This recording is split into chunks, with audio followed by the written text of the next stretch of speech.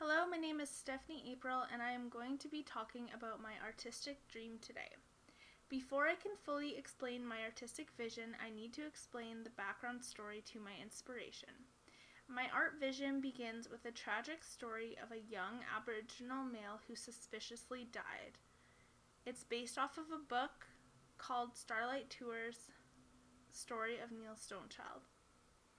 In 1990, on a November night that hit minus 28 degrees Celsius, 17-year-old Neil Stonechild disappeared only blocks from his mother's home. His frozen body was found 3 days later, 8 kilometers from where he was last seen in downtown Saskatoon. The police investigation was cursory. No one seemed to wonder about the abrasions on his wrists, or the scrapes on his face, or the fact that he was missing a shoe. Neil was drunk and out walking, the police believed, and had died by misadventure. His mother, Stella Bignell, tried her best to push for answers, but no one in authority wanted to listen to a Native woman whose sons had often been in trouble with the law. But Stella did not give up, and neither did the only witness, 16-year-old Jason Roy, who had seen Neil beaten and bleeding in the back of a Saskatoon police cruiser the night he disappeared. Starlight Tour recounts their struggle for justice in the face of indifferent officials, destroyed police files, and institutionalized racism. In the decade following Neil's deaths, rumors persisted that police sometimes drove natives beyond the edge of town and abandoned them. But it was only in January 2000, when 2 more men were found frozen to death, that the truth about Neil Stonechild's fate began to emerge. A third man, Daryl Knight, survived his Starlight Tour and lived to tell the tale, and soon one of the country's most prominent Aboriginal lawyers, Donald Worm, was on the case. With exclusive cooperation from the Stonechild family, Worm and other key players, and information not yet revealed by the press coverage, the Starlight Tour is an engrossing and damning portrait of rogue cops, racism, obstruction of justice, and justice denied, not only to a boy and his mother, but to the entire country's Native community. Since Stonechild's suspicious death in 1990, there have been 2 other freezing deaths of the same nature. The second was the death of Rodney Nestus, and the third was Lawrence Wagner. Both died in 2000, and their bodies were discovered on the outskirts of Saskatoon. Although no one was found guilty, it was believed that police had driven them out of town and left to die. This happened to a 4th man named Daryl Knight, who lived to share his experience. The 2 officers involved were convicted of unlawful confinement and sentenced to 8 months in prison. The Saskatoon police initially insisted that these were isolated incidents, but in 2013, Police Chief Russell Sabo admitted that there was a possibility that the force had been dumping First Nations people outside the city for years. After revealing that in 1976, an officer was disciplined for taking a Native woman to the outskirts of the city and abandoning her there. There are obvious tensions between First Nations people and the Saskatoon police, and that is one of the reasons I have taken my dream to create an arts center on the west side of the city that would be located just off of 22nd Street and Diefenbaker Drive. It is called Starlight Studios, named after these tragic incidents so that we never forget the injustice that occurred to the 3 men who lost their lives. It is a center that hosts 3 stories. The first floor is a theater for performing arts and guest speakers. The second floor is an art gallery where local Aboriginal artwork will be displayed. The third floor is a community art studio where programs take place based around Aboriginal culture and traditions. It is a building intentionally located in an area where there are not many attractions and centers for the public on the west side to attend.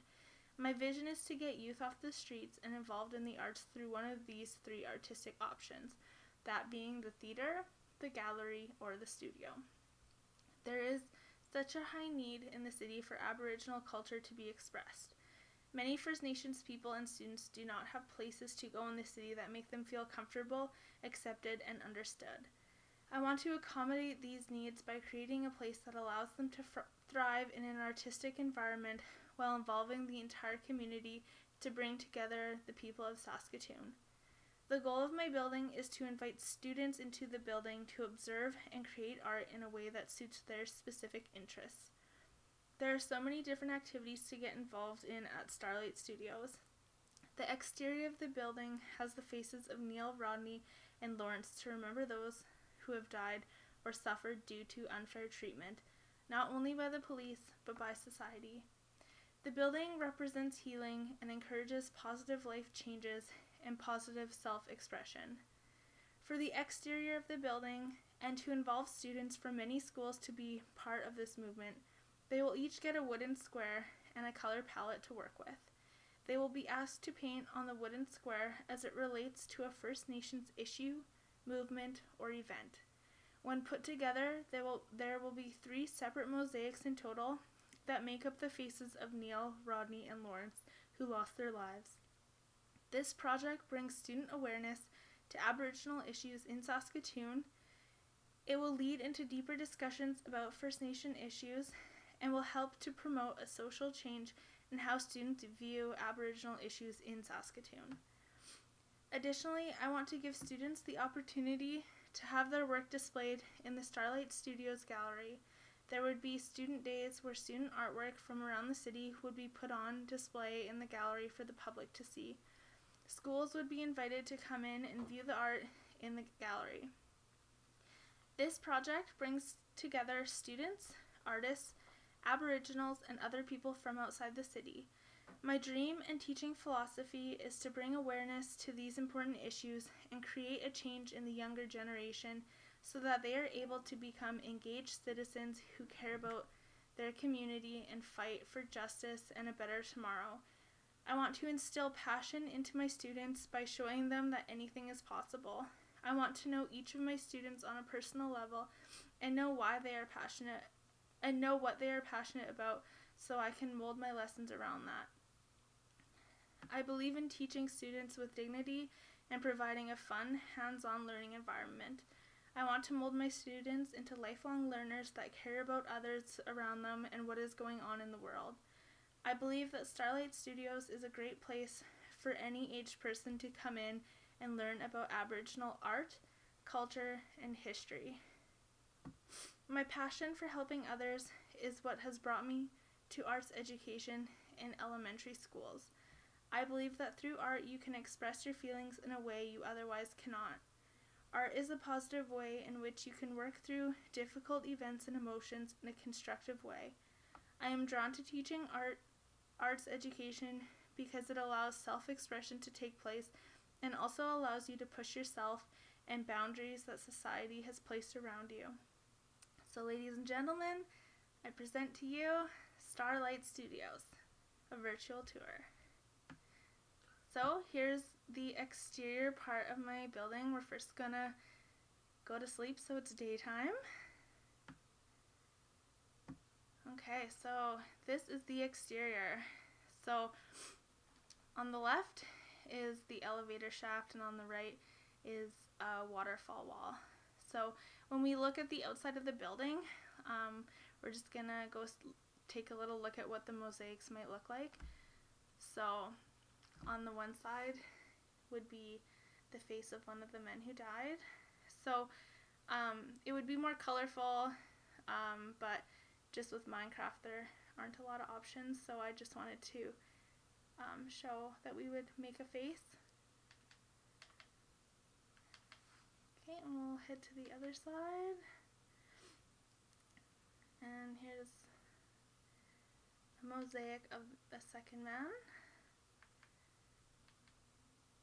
Rodney, Lawrence, and Neil. So here's the other side, the last mosaic. So these would be constructed by students in schools, and we'll get into some of the details later on. So we're going to head inside and check out the studio now. So through the front doors is the main lobby. So to the left right away is the elevator. So here's the elevator, it opens up.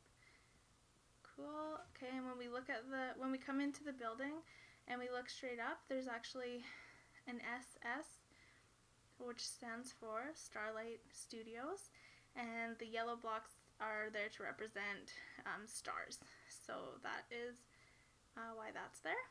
And this is the main lobby, so it's right before the theater. So to the left is where ticket admissions go on, and so there's tills behind there and safes to keep money in, and this is where workers would stand and help you. And to the other side is a concession to buy beverages and food, so there's microwaves and ovens and tills as well.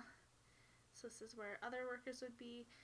So through the doors we'll take a look at the theater now. So through the main doors here is the theater. Ideally I would want it to hold between 400 and 450 people. So it has a stage. This is where different kind of performances would happen, as well as guest speakers and people who you could have like motivational rallies or talks as well. So there's that. There is a VIP section, so we're just gonna go check that out. So there's the exit signs above the door there, and here's the bathroom on the first level, men and women's bathroom. So this one's the men's. So there's some sinks and some stalls, some urinals, trash bins, and on either side is the VIP access and also the stairs to just go upstairs. So this is the yellow side, so VIP is right through here, and this is where comfy couches, speakers, and a good view of the stage. Through the doors to the left is the projection room, so or special effects area, so the lighting and stuff, like spotlights would be in there. And now this is the second VIP room, the orange side, comfy couch, good view, speakers above, glass balcony, and now we're gonna head upstairs to the second floor. So upstairs is the art gallery. So I would want to have different artists, Aboriginal artists, art on display here. We have washrooms, we have a TV area, we have different walls put up. So we would want different artists such as Alan Sapp, Buffy St. Marie, and Dana Standinghorn. He's from North Battleford. So we would also want to do a student days where student art is displayed. Here's a new media area where TV and videos can be shown. So it could be new media art, or it could also be just videos on artists for people to watch. So the color scheme for this floor is white and black with lots of light, just so that none of the attention is drawn away from the art. So there's a couch as well in front of some of the art. So it's pretty cool, and yeah, lots of options for different places for art to go. So I guess now we'll head up to the third floor, the final floor. There's also washrooms on this floor. There's the male washroom right there to the left. Small little bathroom. Women's is over here.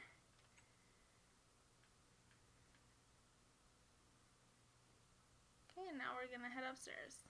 So to the last floor is the art studio, so where art would take place, community art programming that is 100% covered by a donation by Donald Worm, who is a lawyer in Saskatoon, and he is a relative to the friend of Neil Stonechild. He also represented Daryl Knight, who came forth about being taken out of the city by police. So he's a well-known Aboriginal lawyer who is known for representing Aboriginals in the city. So he's quite popular and successful. So here is a kind of student teacher based area, so there's desks with pieces of paper on them, so it's kind of like a lecture area, very similar to our classroom. What a coincidence. So this is where a teacher would sit. There's room for a projector, chalkboard, different desks all around, and there's the library, so lots of art books and resources, as well as shelving to place your art to dry or just as storage. And there's a little desk in there too. Women's washroom right back here. Here's the women's washroom, and the men's washroom on the other side. Urinals and a stall, sink, and then we have a model area for painting or drawing. So there's a model standing there in a yellow little suit, I guess, and easels and chairs for artists to sit in. It goes all the way around and allows for artists to draw or paint at different angles.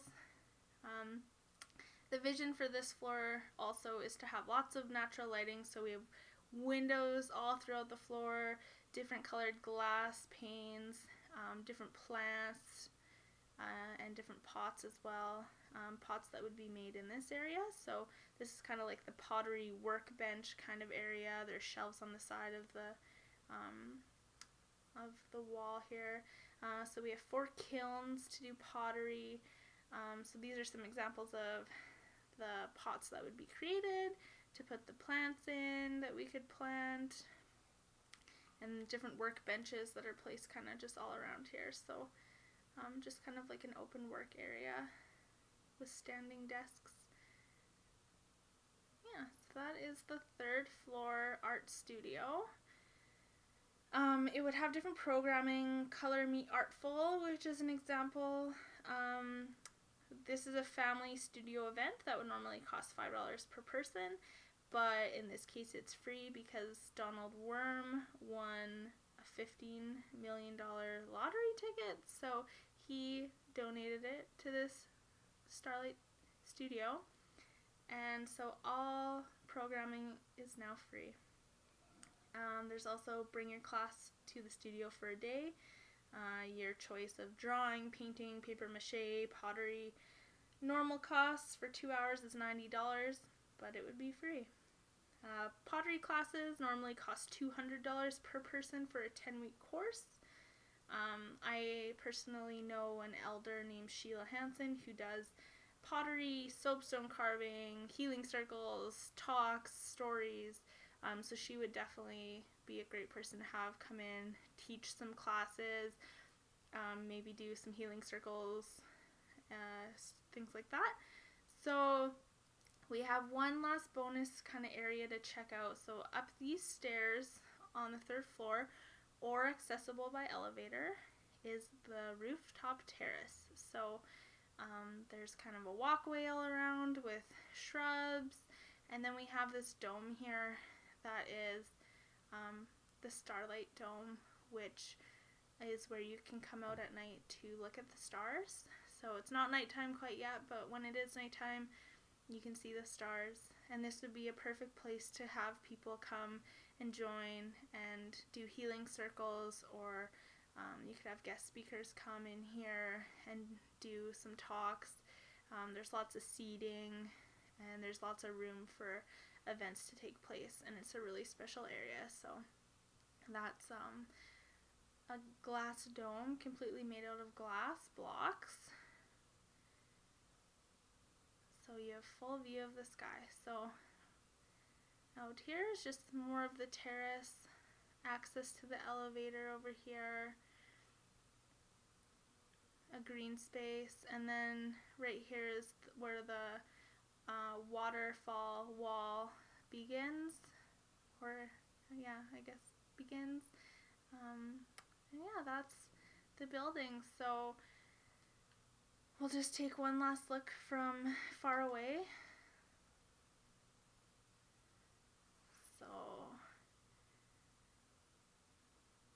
I wanted it to be very simple, very just not too elaborate like the Ramey Center. So I'm going to talk a little bit about the budget now. So the Ramey Arts Center costs over $80 million to construct. So I compared that to the Persephone Theater that was built in 2007 that cost $11 million. So I would propose that this building would cost approximately $50 million because it does have some pretty high-end features such as the waterfall wall running throughout the entire height of the building, the glass domes, special lighting for the gallery, things like that. The studio, or the entire studio size, would be around 8,000 square meters, which is quite smaller than the Ramey Arts Center.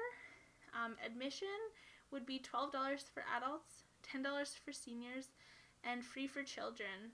So sponsored would cover their cost, and I would also want to have one free night out of the week for everyone. 150,000 visitors per year approximately would visit Starlight Studios, which creates a revenue of just under $2 million. To create these murals on the outside, it costs about $10 to $20 per square foot. There's approximately 1,000 square feet per mosaic, so with 3 mosaics, that would cost $60,000. Each piece of wood would just be a 1 foot by 1 foot board, making 1,000 pieces to each mosaic. Installation costs would be at least $2,000 per mosaic, making it a total of $6,000. I think it would actually cost more than that, but I'm not too sure. Paint costs are covered by each school that participates in this project. So there's 3,000 pieces of wood to be painted. So those are dispersed around Saskatoon schools, and the art teacher uses their own paints and art supplies to create these pictures, these pieces of artwork to put up to create the mosaic. I also guesstimated that these kilns over in the corner here cost about $6,000 per kiln, which would make it cost $24,000. That is also just kind of the high-end kilns that I could find, so it could cost a little bit more than that for the kilns. So yeah, that is kind of the budget that I've come up with. Yeah, so this is Starlight Studios. I'm going to take one last look from the outside. Here's the dome at night. Finally can see, so you can see the stars. So yeah, and this is all based off of a book that I read. That's my inspiration. So Starlight Studios. Thank you, everyone.